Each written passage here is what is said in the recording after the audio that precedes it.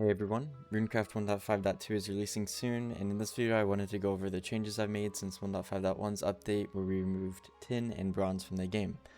1.5.2 is covering some of the bugs that were created in that whole transition, and there's also some major updates to the agility skill, stamina system, and the food system.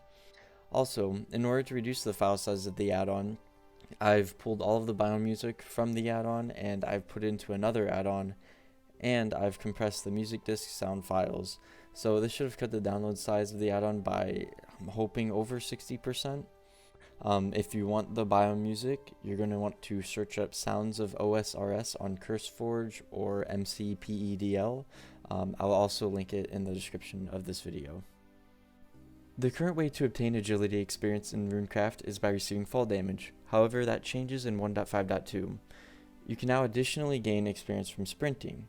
As you run, you'll store experience based on your speed, and you'll receive it once you either stop sprinting or run out of stamina, as long as you've earned at least 7 experience.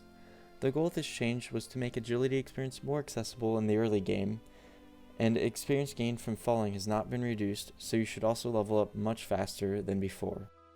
Stamina has also been reworked. For those who don't know, internally your current stamina is actually a number out of 1,000. This was so that we could provide space for scaling stamina up whenever you're wearing graceful equipment or whenever your agility level would increase. Unfortunately, that wasn't really enough room, so we've upped that amount to be out of 10,000. Because of this and some other changes to stamina regen while moving is now twice as fast, regeneration while sneaking is slightly faster, and instead of small stamina regeneration bonuses every 9 or so levels, you're now gaining a 2% base stamina regeneration increase per level all the way up to level 99. Stamina regeneration now also functions as a multiplier, which means that while moving, it actually comes out to a 4% of your stamina regeneration increase per second, and while not moving, it's 8%. And just to be clear, this is per level. The last and quite possibly the biggest change in this update is regarding the food system. I've known for quite a while that food just wasn't really in a good spot and could very well be one of the reasons why people didn't want to play RuneCraft. To provide some context as to why the food originally only stacked to 1, I was afraid that players would have so much food on them that they could just eat their way through difficult situations. So, in 1.5.2, I've reworked the entire food system. Food consumption is now instant and doesn't slow you down. When food's been consumed, there's now a 15-second cooldown before food can be eaten again. And also because of this change, the food stack size has now been increased to 16.